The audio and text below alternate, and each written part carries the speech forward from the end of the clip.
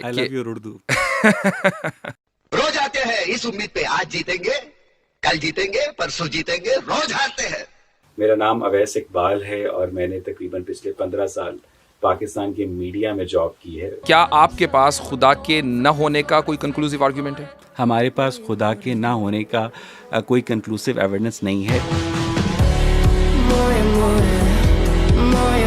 लेकिन हमारे पास उस अल्लाह के ना होने का कंक्लूसिव एविडेंस है जिसकी परफॉर्मेंस अपने 3 मज़ाहिब, 1,24,000 अंबिया और 4 किताबों में हमें लगता है कि बहुत ज़्यादा मुतासिर कुन है। बहुत तेज हो रहा है, बहुत तेज हो रहा है। आपको नहीं लगता कि the absence of evidence is not the evidence of absence? आप यू आर एब्सोल्युटली राइट कह रहे हैं कि absence of evidence is not evidence of absence. Atheism जो है डिफॉल्ट पोजीशन है। जी, आप ये कह रहे हैं। आपने एक नई चीज मुतारिफ करवाई, ठीक है, आपने ये कहा कि हमने बताया कि नहीं, एथीज्म डिफॉल्ट पोजीशन नहीं है बल्कि there is a creator of the universe. ये कॉलिंस डिक्शनरी है, इसमें जो बर्डन टू प्रूव अगर आप डालेंगे, इसमें जो एंट्री है वो ये लॉ में, ठीक है। सिंपल सी बात है, आप मुद्दई अगर हैं, यानी मिसाल के तौर पर मैं अपने मकान में रह रहा हूँ और आप आकर ये दावा करें कि यासिर साहब ये मकान मेरा है, ठीक है, तो मुद्दई आप होंगे, मैं मुद्दाले होऊंगा, ऑब्वियसली बात है। तो बर्डन टू प्रूफ आपके ऊपर होगा। ये इंसानियत शुरू से किसी मरकजी खुदा में बिलीव करती आ रही है, यही वजह है। अभी बदत है भाई, अभी बदत है। इजिप्शियन सिविलाइजेशन में चले जाएं, आप इंडियन सिविलाइजेशन में चले जाएं, या उससे पहले जो टर्की में इस वक्त सबसे कदीम सिविलाइजेशन के आसार मिले, हर जगह इन तमाम जगहों पर एक मरकजी खुदा का तसव्वुर पाया जाता है। अच्छा, मुझे ये बताएं कि बाय डिफ़ॉल्ट पोजीशन इल्हाद कैसे हो सकता है जबकि इल्हाद खुदा का इनकार है, जब खुदा का दावा ही बाद में किया गया है इंसान की तहजीब के इर्तिका के दौरान, तो जो डिफ़ॉल्ट पोजीशन एथीज़म कैसे हो सकता है? एकदम इन्होंने वक्त बदल दिया, जज्बात बदल दिए, जिंदगी बदल दी। हम तो न्यूट्रल पोजीशन, यही तो मैं कह रहा हूं। हम तो न्यूट्रल, आपने तो मेरी बात की तस्दीक कर दी कि डिफॉल्ट पोजीशन नहीं है। मैंने आपकी बात की तस्दीक कर दी। अब आए ना लाइन पे। मुझे सिर्फ इतना बता दें जी, 1 लाख साल पहले प्लैनेट अर्थ के ऊपर इंसान रहते थे? I don't know. You don't know? No, I don't know. जिस तरह बहुत सारी चीजें आपको नहीं पता। अच्छा, अब चले, मुझे नहीं पता होंगी। हाँ, मुझे भी नहीं पता। वाजिदी साहब, इंसान इस प्लैनेट अर्थ के ऊपर कब से है? अल्लाहु आलम। आपको हजरत आदम का नहीं पता? नहीं, हजरत आदम का पता है, लेकिन ये नहीं पता कि वो कब आए थे, ये हमें बताया नहीं गया। अच्छा, इसका मतलब ये है कि जो तारीख इब्ने कसीर है उसके अंदर ये लिखा गया है, correct me if I am wrong, आप यस, यू आर रॉन्ग। तो पहले मेरी सुन तो रहे ना जी, सर। नहीं, मुझे मालूम है आप क्या कहना चाह रहे हैं, आई नो। ठीक है, आपके नजदीक हजरत आदम जो हैं वो इस प्लैनेट अर्थ पर कब थे? I don't no. आपको नहीं पता? इसका इसमें रिलीजन का कोई लेना देना नहीं है। नहीं, रिलीजन का ताल्लुक वो है। पहले मुसलमान थे जी, तो वो अल्लाह ताला के नबी थे। ये हिस्ट्री से ताल्लुक करती है, रिलीजन से नहीं। आपके पास भाई आप भी बताइए कि अगर अल्लाह के नबी थे तो क्या हर अल्लाह के नबी का नाम हमें मालूम होना जरूरी है? 1 लाख के करीब से जायद जो है अंबिया हैं, कुरान में 1 लाख से जायद अंबिया का नाम है? नहीं है। अच्छा, हजरत आदम पहले इंसान थे? फिर हम एवोल्यूशन के ऊपर जा रहे हैं। नहीं, एवोल्यूशन पे नहीं जा रहे। ये एवोल्यूशन ही का सवाल है। अव्वले बशर थे, अव्वले बशर थे, उनसे पहले कोई इंसान नहीं। अल्लाहु आलम। आई डोंट नो। ठीक है, आप कब थे वो? ये भी जब भी होंगे, अभी तो बताया मैंने। कहाँ थे वो? आई डोंट नो। आपको ये भी नहीं पता? अच्छा, आपको ये पता है कि हजरत आदम के कितने अरसे के बाद हुजूर सल्लल्लाहु अलैहि वसल्लम इस्लाम लेकर आए? अगर मुझे ये पता चल जाए तो मैं ये ना बता दूं आपको कि हजरत आदम कब थे? ठीक है, तो इसका मतलब ये है जो कुरान मजीद आपके पास जिब्राइल लेकर आया उसने भी आपको ये नहीं बताया, इसलिए कि ये इन्फॉर्मेशन इररेलेवेंट है। इररेलेवेंट है, वो हमारे नज़दीक रेलेवेंट है क्योंकि आपका मौजू रिलीजन नहीं है, आपका मौजू हिस्ट्री है। ये बताइए कि अल्लाह ताला ने या क्रिएटर ने इस कायनात को कब बनाया? आई डोंट नो। अच्छा, अगर साइंस ये कहती है, अगर साइंस का ये दावा है कि जी 14 बिलियन साल पहले कायनात वजूद में आई थी बिग बैंग के बाद, हमें कोई मसला नहीं है। हमें कोई मसला नहीं है, आ सकती है। इस कायनात को बनाने का रॉ मटेरियल वो क्रिएटर कहाँ से लेकर आया? आपने कहा कि रॉ मटेरियल कहाँ से लेकर आया। अगर उसको रॉ मटेरियल कहीं से लाना हो तो फिर वो क्रिएटर किस काम का? क्रिएटर कहते ही उसको है जो हर चीज़ को बनाए, जो रॉ मटेरियल को भी बनाए और जो ट्रांसफॉर्म भी करे एक चीज़ से दूसरी चीज़ में। क्रिएटर वो है। अगर आप इस्लाम का या किसी भी मजहब का बुनियादी मुकद्दमा नहीं समझते तो फिर आप ये कैसे डिबेट कर सकते हैं? बात तो सही है। बात यही है ना कि आप उस साइंटिज्म से नहीं निकल पा रहे हैं। अच्छा, इसी को मैं साइंटिज्म कहता हूँ। ठीक है। उसकी वजह यह है कि आप किसी भी चीज को जांचते और नापते हैं मादे के जरिए, गैर मादी वजूद के आप कायल नहीं हैं। आपने शऊर को यह कहा कि इंसान जब मर जाता है, उसका ब्रेन डेड हो जाता है, तो शऊर भी खत्म हो जाता है। उस इंसान का शऊर खत्म हो जाता है। ठीक है, आपकी स्क्रीन के ऊपर जो है एक साइंटिस्ट की टेस्टिमोनी है, मैं वो पढ़कर सुना रहा हूँ और साइकोलॉजी टुडे में है।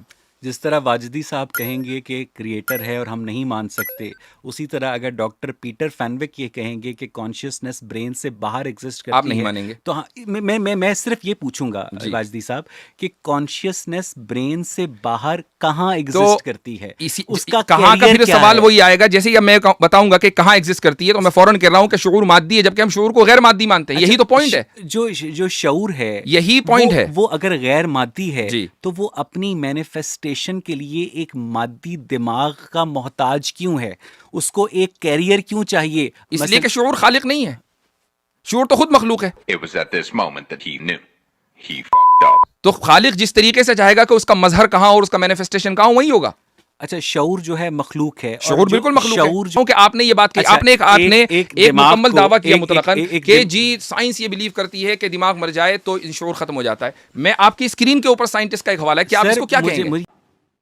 मैं नहीं बताऊंगा। मुझे ये बताएं कि जब अल्लाह ताला ने फरिश्तों को हुक्म दिया कि आदम को सजदा करो, और फिर इब्लीस जो कि फ़रिश्ता नहीं था, जिन था, उसने आदम को सजदा नहीं किया, और फिर उसके बाद उसने कहा कि मैं तेरी मखलूक को बहकाऊंगा, ऑल दैट, तो ये सारी जो गुफ्तगू थी ये किस लैंग्वेज में हुई?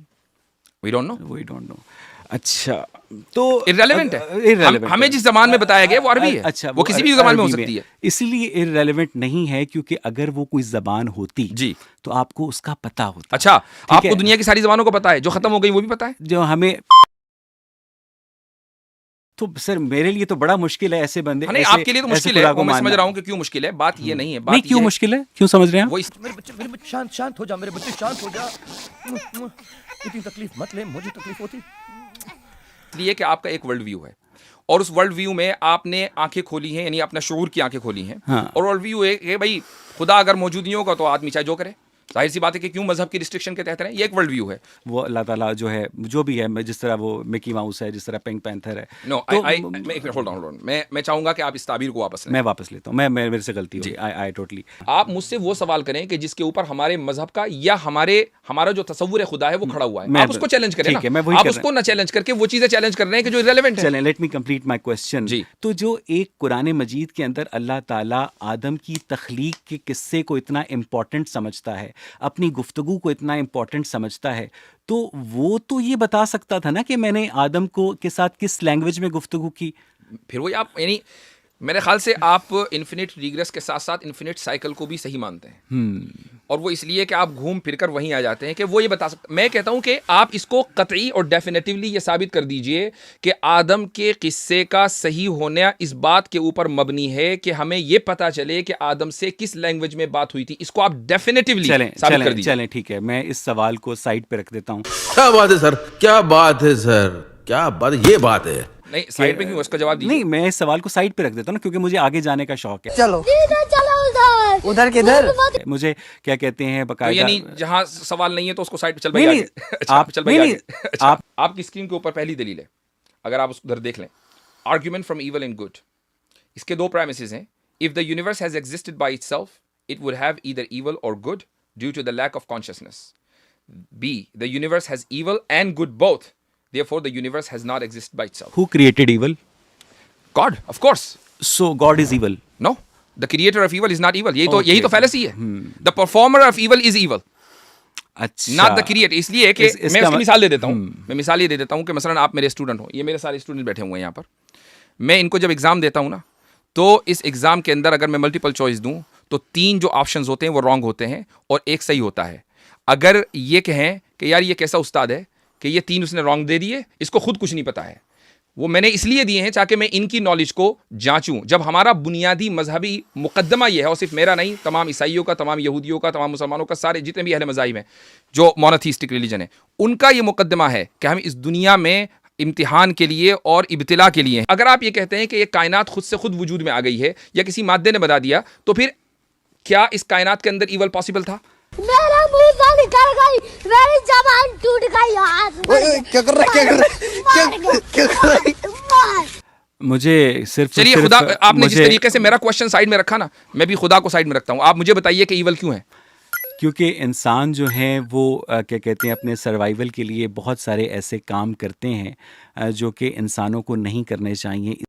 अबे जल्दी बोल, कल सुबह पनवेल निकलना है। ऐसा क्यों हुआ कि कुछ अच्छे हैं कुछ बुरे हैं? कायनात में ईवल एग्जिस्ट करता है। इसलिए कायनात में ईवल एग्जिस्ट करता है कि तमाम इंसान जो हैं वो मुख्तलिफ जीन म्यूटेशंस के नतीजे में वजूद में आते हैं।